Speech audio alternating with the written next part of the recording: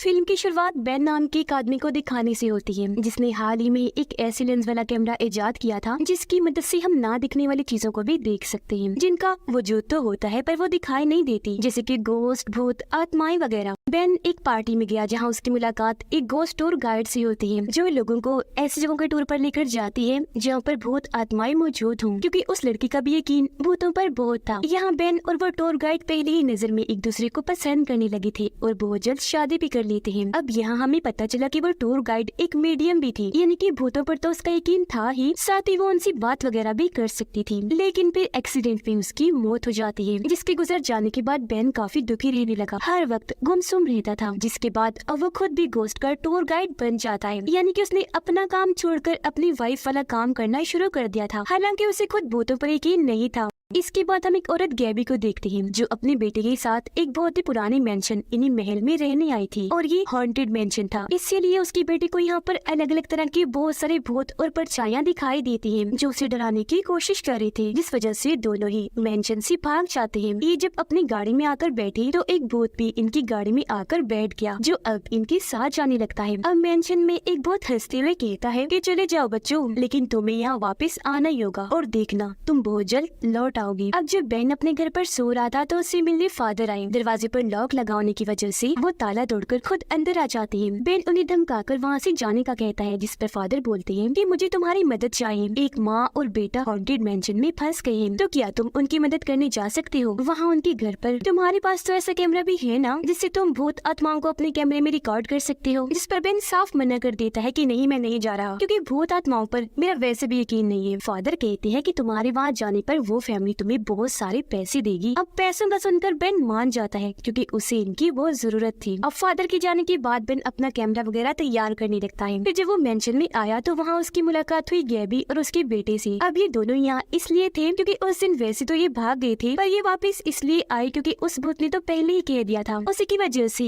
ये खींचकर यहाँ चले आए। अंदर आने से पहले गैबी बेन को दरवाजे पर ही रोक देती है, ये कहकर कि अगर तुम जाना चाहते हो तो अभी भी जा सकते हो, क्योंकि एक बार तुम अगर मेंशन में आ गए तो यहाँ से फिर कभी नहीं जा पाओगी। बेन को कुछ समझ नहीं आती कि ये क्या कह रही है, हालांकि उसे अजीब तो लगा, पर क्योंकि वो पैसों के लिए आया था तो अंदर आ ही जाता है। अब गैबी उसे अपने बारे में और इस महल के बारे में बताती है। यहाँ पर अलग अलग तरह के कई सारे भूत हैं, जो अजीबोगरीब चीजें करके हमें डराते हैं। हम यहाँ घर के बीच टेंट लगाकर रह रहे हैं, क्योंकि ये जगह हमारे लिए महफूज है। उसे गैबी की ये बातें झूठी लगती है। ऊपर से वो कैमरा भी चार्ज करना भूल गया था, इसलिए छोटी मोटी तस्वीरें बनाने के लिए वो बस एक्टिंग कर रहा था। इसी बीच हम उसके पास एक भूत को भी खड़ा हुआ देखते हैं, जो इस वक्त कोई भी हरकत नहीं कर रहा था, इसलिए बेन को यही लगता है कि यहाँ कोई भूत वूत नहीं है। ये बात उसने गैबी से भी कही कि यहाँ कोई भी भूत प्रेत नहीं है, तुम बिना वजह ही डर रही हो। जो कहने के बाद वो अपनी गाड़ी में बैठा और घर के लिए निकल गया। वो जब अपने घर पर था तो उसे एक भूत नजर आना शुरू हो गया था, जिससे बेन डरता तो नहीं, लेकिन अपना कैमरा चार्ज करके उस भूत की तस्वीर बना लेता है। उसकी परछाई की तस्वीर बन गई, जो एक बूढ़े आदमी का भूत था, और वो एक तलवारबाज हुआ करता था। और जिस आदमी का ये भूत था उसकी तस्वीर बेन ने मेंशन में देखी थी, यानी कि ये भूत वहीं का था। अब से वो भूत दिन रात बेन को सताने लगा। एक दिन जब उसकी आँख खुली तो उसने देखा जैसे मेरा कमरा समंदर के बिल्कुल बीचों बीच है, जिसके साथ ही कमरे में पानी भरना शुरू हो गया। वो भूत उसे बार बार एक ही बात कहे जा रहा था कि उस मेंशन में वापस चले जाओ, जिस पर बेन मान गया। वो जब दोबारा वहाँ गया तो गैबी और उसका बेटा पहले से उसका इंतजार कर रही थी, क्योंकि वो जानते थे कि बेन वापस आ ही जाएगा, क्योंकि अब से वो भी उनकी तरह ही मेंशन का ही हो गया है, जिसे वहाँ के भूत कहीं पर भी जाने नहीं देंगे। जिससे अब ये बात क्लियर हुई कि गैबी, उसका बेटा और बाकी लोग यहाँ कैसे फंस जाते हैं। यहाँ तक कि वो फादर भी यहाँ फंस गए थे, जिन्होंने बेन को यहाँ पर भेजा था। अब बेन उन पर गुस्सा करने लगता है कि आपने मुझे यहाँ की सच्चाई क्यों नहीं बताई, और उस भूत की तस्वीर भी दिखाता है, जिस पर फादर उसे रिलैक्स करते हैं और कहने लगे कि हम उनसे लड़ सकते हैं। जिस पर बेन कहते हैं कि ये आइडिया ठीक नहीं, हम यहाँ रहने पर मजबूर क्यों हो, हमें यहाँ से भागने का तरीका ढूंढना चाहिए। अब आज शाम ही एक भूत बेन को डराने की कोशिश करने लगा। पहली बार वो भी काफी डर गया, जिसे बाकी लोग संभालते हैं। अब अगले दिन ये सारे आपस में बात कर रहे थे कि हमें यहाँ से निकलना है और ये सब रोकना है, जिसके लिए हमें कुछ और लोग चाहिए। एक ऐसा इंसान जो इस मेंशन की हिस्ट्री, तारीख के बारे में जानता हो, और दूसरा इंसान हमें मीडियम, ताकि वो भूतों से बात कर सके और उनसे पूछ सके कि आखिर यहाँ के भूत चाहते क्या हैं, क्यों यहाँ आने वालों को दोबारा आने पर मजबूर करते हैं, और क्यों सबको हॉन्ट किया जाता है जब वो लोग मेंशन छोड़ के चले जाते हैं।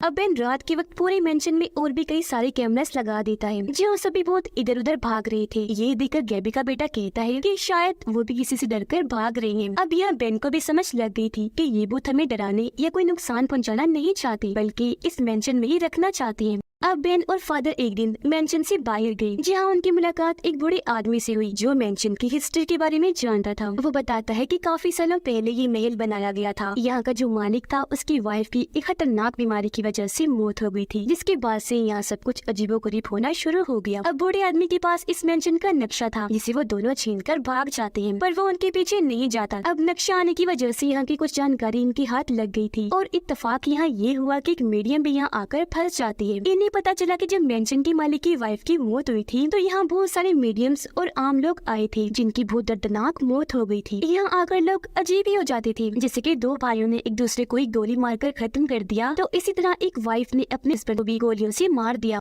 इन्हें यहाँ एक खत भी मिला जो मेंशन के मालिक ने एक बहुत ही अच्छी मीडियम को लिखा था जो जादूगरनी भी थी। उसने लिखा था कि आप ऊपर वाले कमरे में आए। अब जब ये उस कमरे को ढूंढते हुए ऊपर आए तो इन्हें वो कमरा मिल गया जो असल में एक खुफिया कमरा था। अब ये सारे उस कमरे में गए, एक दूसरे का हाथ पकड़ लेते हैं क्योंकि रिचुअल जादूगर की मीडियम मेंशन की मालिक की आत्मा से बात करना चाह रही थी और तभी उसकी आत्मा आ गई जो पेपर पर लिखती है कि तुम्हें उस जादूगरनी से बात करनी चाहिए जो मीडियम है, वही तुम्हारी मदद कर सकती है। अब इससे पहले कि मीडियम जादूगरनी से बात करने की कोशिश करती, यहाँ पर एक बहुत ही ताकतवर बुरी आत्मा आकर हमला कर देती है और उनके इस रिचुअल को तोड़ देती है। मीडियम को उठाकर उसने बाहर फेंक दिया था। तभी यहाँ पर वो बूढ़ा आदमी भी आ गया और अब उस बेचारे को भी भूतों का सामना करना पड़ता है। एक भूत उठाकर उसे सोफे पर देकर मारता है। अब ये सारे खुद को संभाल कर वापिस नीचे आ गए। बेन को अपनी वाइफ की याद आ रही थी, इसलिए वो मीडियम को कहता है कि मेरी बात मेरी वाइफ की आत्मा से करवा दो, जो कहकर वो काफी जज्बाती होकर रोने लगा। इस पर मीडियम कहती है आई एम सो सॉरी, पर मैं तुम्हारी बात उसे नहीं करवा सकती क्योंकि वो यहाँ पर या आसपास है ही नहीं। वो फिर यह ड्राइंग बनाकर उसे समझाती है कि हमारी दुनिया और आत्माओं की दुनिया के बीच एक रास्ता है।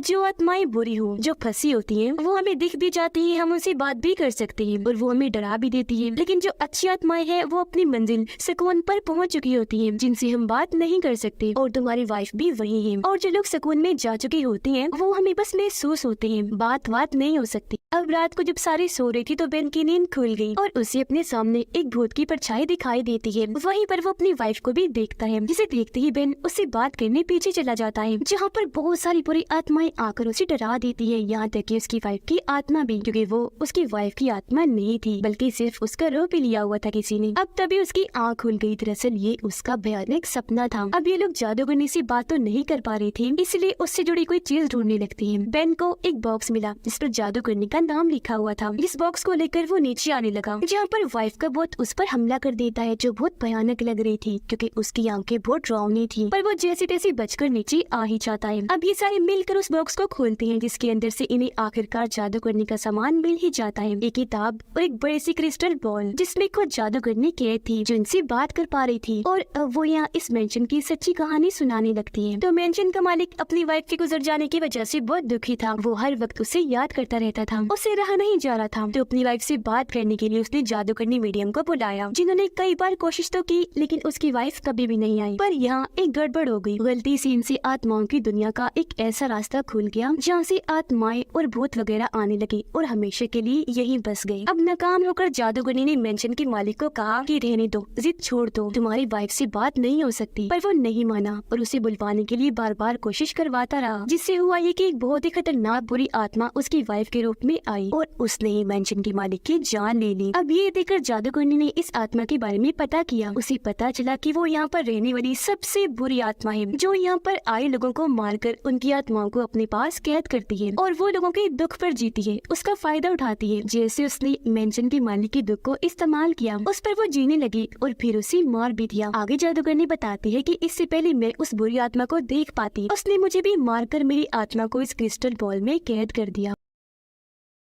अब जादूगरनी ये भी बताती है कि बहुत ही खतरनाक बुरी आत्मा उसकी वाइफ के रूप में आई। वो आत्मा एक आदमी की है जो एक रिचुअल करना चाहता है, जिसके लिए उसे 1000 आत्माएं चाहिए। अब तक उसने 933 आत्माएं कैद कर ली है और अगली पूरे चांद की रात को वो अपना ये मिशन पूरा कर लेगा। तेजी से लोगों को मारकर वो 1000 आत्माएं पूरी कर ही लेगा और फिर इस मेंशन से बाहर निकल जाएगा, जहाँ फिर वो दुनिया को तबाह करेगा। यही वजह है कि वो तेजी से दुखी लोगों को मारता है और उनकी आत्माओं को कैद करता है। अब जादूगरनी की आत्मा वहाँ से जाने लगी। लगी, पर बेन को जाते हुए कहती है कि खास तौर पर तुम मजबूत रहो, क्योंकि वो भूत अब तुम्हारे गम को महसूस कर पा रहा है जो तुम्हें तुम्हारी वाइफ का है। उसके जाने के बाद अब ये लोग आपस में बात करते हैं कि अभी सिर्फ 933 आत्माएं हुई, जिस पर बूढ़ा आदमी कहता है कि नहीं, जादूगरनी अपने मरने तक की नंबर्स बता रही थी, असल में तो कुल 999 आत्माएं हो गई हैं और अब उस बुरी आत्मा को बस एक ही आत्मा चाहिए, फिर 1000 पूरे। अब ये सारी परेशान हो गई, इस बारे में बात करने लगते हैं कि क्या किया जाए, आखिर वो चाहता क्या है, कैसे उससे बचा जाए और वो हो कौन सकता है भला। अब बाकी छोटे भूत भी उन्हें परेशान कर रहे थे, वो गैबी को भी खाना बनाते हुए परेशान करने लगते हैं। वो जो चीज भी बर्तन में डालती है आत्माएं शरारत करके वो हवा में उड़ा रही थी। अब गैबी का बेटा अकेला बाहर बैठा हुआ था, उसके बारे में गैबी बेन से बात करती है कि मैं अपने बेटे के लिए बहुत परेशान रहती हूँ, बस इसे कुछ ना हो, क्योंकि मुझे इसका बहुत ख्याल आता है। इसका कोई भी दोस्त नहीं है, मैंने खुद भी बच्चों को इसके साथ बुरा बर्ताव करते हुए देखा, इसीलिए वो हर वक्त अकेला रहता है। ये सुनकर बेन को उसके लिए हमदर्दी हुई, वो उसके पास जाता है। तब बच्चा बड़ी मासूमियत से कहता है कि मैं यहाँ अकेला इसलिए बैठा हूँ क्योंकि मेरा कोई दोस्त नहीं है और न ही मुझसे कोई बात करता है, तो मुझे अकेला रहने की आदत हो गई है और अब मैं अपने डैड को याद कर रहा हूँ जो कहीं पर चले गए हैं। जिस पर बेन उसे समझाता है, अच्छे से बात करके उससे दोस्ती कर लेता है और हंसी मजाक करने लगा, जिससे बच्चे के साथ साथ अब बेन को भी खुशी होने लगी। अब मीडियम कहती है कि मैं रिचुअल करके आत्माओं की दुनिया में जाऊंगी और वहाँ की आत्माओं से बुरी आत्मा के बारे में जानने की कोशिश करूंगी। अब उसे रिचुअल इतना अच्छा नहीं आता था, इसलिए उसकी बजाय बेन इस रिचुअल में खोकर इस महल में घूमने लगता है और यहाँ भूत आत्माओं को देखता है कि वो मेंशन में कैसी रह रही है। उसे तभी मेंशन के मालिक की आत्मा दिखाई दी, जो बेन को कहता है कि वापस चले जाओ कैसे भी करके, क्योंकि उस बुरी आत्मा को बस एक ही आत्मा चाहिए जो वो कैसे भी करके ले लेगा, जिसके बाद हम सब हमेशा के लिए यहाँ पर फंस कर रह जाएंगे, कभी भी आजाद नहीं होंगे और वो बाहरी दुनिया में तबाही मचाकर वहाँ पर अपना राज बना लेगा। अब तभी यहाँ वो बुरी आत्मा आकर बेन पर हमला कर देती है, वो डर के नीचे गिर गया।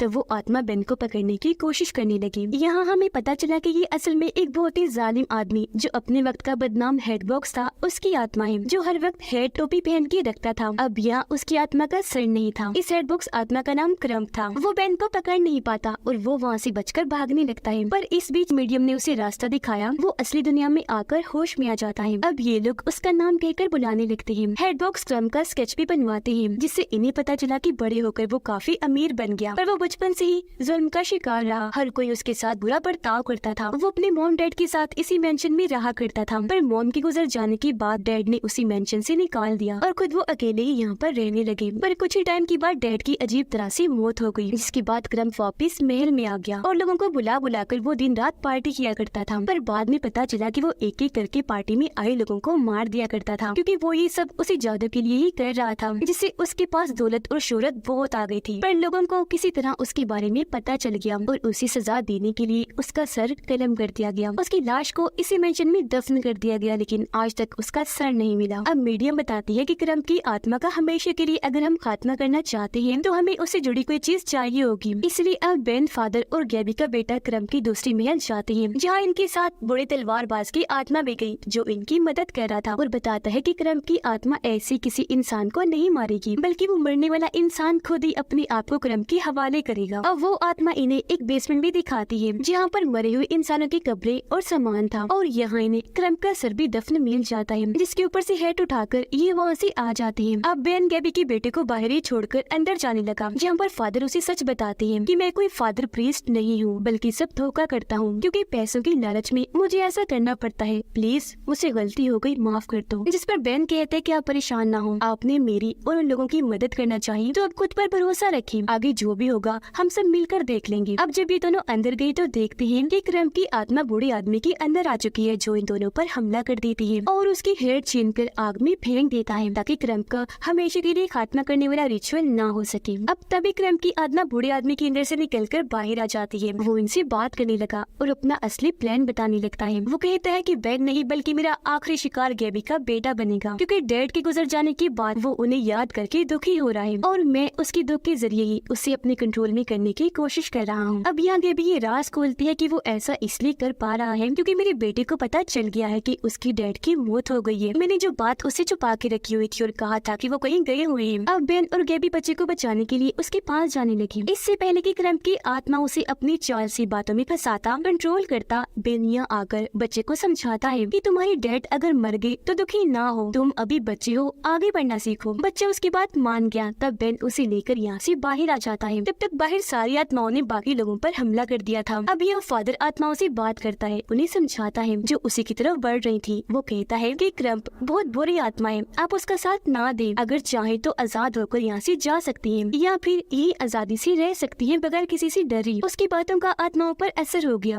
वो उसकी बात मानकर अब उसके साथ शामिल हो जाती है। उधर बेन, गैबी और उसका बेटा कब्रिस्तान आ गई, जहाँ बहुत सारी आत्माएं मौजूद तो थी लेकिन इन्हें कुछ कह नहीं रही थी। यहाँ इनका पीछे करते हुए क्रम्प आ जाता है और वो बेन को कंट्रोल करने की कोशिश करता है। कहने लगा कि अगर तुम यहाँ से मेरे साथ चलो तो अपनी वाइफ के साथ हमेशा के लिए रह सकते हो, उसे बता सकते हो कि तुम मुझसे कितना प्यार करते हो। इतनी ही देर में यहाँ अच्छी वाली आत्माएं भी आ गई थी और क्रिस्टल बॉल में से जादू करने की आत्मा भी निकलकर बाहर आ गई थी और अब वो सब मिलकर मीडियम को रिचुअल करने का कहती है, जिससे क्रम्प की आत्मा हमेशा के लिए हेल जहन्नुम में चली जाएगी। मीडियम ने जैसे रिचुअल शुरू किया वहाँ हेल का दरवाजा खुल गया, जिसके अंदर धीरे धीरे क्रम्प की आत्मा जाना शुरू हो जाती है। लेकिन वो फिर भी बार बार बेन को अपने साथ चलने का कह रहा था, लेकिन यह समझदारी करते हुए बेन अपने दुख पर काबू पा लेता है और टांग मारकर क्रम्प को हेल में फेंक देता है। अब यहाँ जितनी भी बुरी आत्माएं थी उनसे अच्छी आत्माएं लड़कर यहाँ से भगा रही थी। अब कुछ आत्माएं तो यहाँ से हमेशा के लिए अपनी दुनिया में चली जाती हैं, जबकि कुछ अच्छी आत्माएं हमेशा यही रुकने का फैसला कर लेती हैं और वो इसी मेंशन में हंसी खुशी गैबी और उसके बेटे के साथ रहना शुरू कर देती हैं। अब यहाँ से फ्री होने के बाद ये सारे वापस आकर अपने अपने काम पर लग गए, जिसके बाद बेन गैबी के मेंशन में जाता है। दोनों की बातों से हम अंदाजा लगा लेते हैं कि वो एक दूसरे को पसंद करने लगी थी। यहाँ बेन पार्टी करने आया था, उसके अलावा और भी कई सारे लोग आए थे, यहाँ तक कि आत्माएं भी, जो सब यहाँ मिलकर बहुत मजे से पार्टी करते हैं। और इसी के साथ इस फिल्म की कहानी भी यहीं पर खत्म हो जाती है।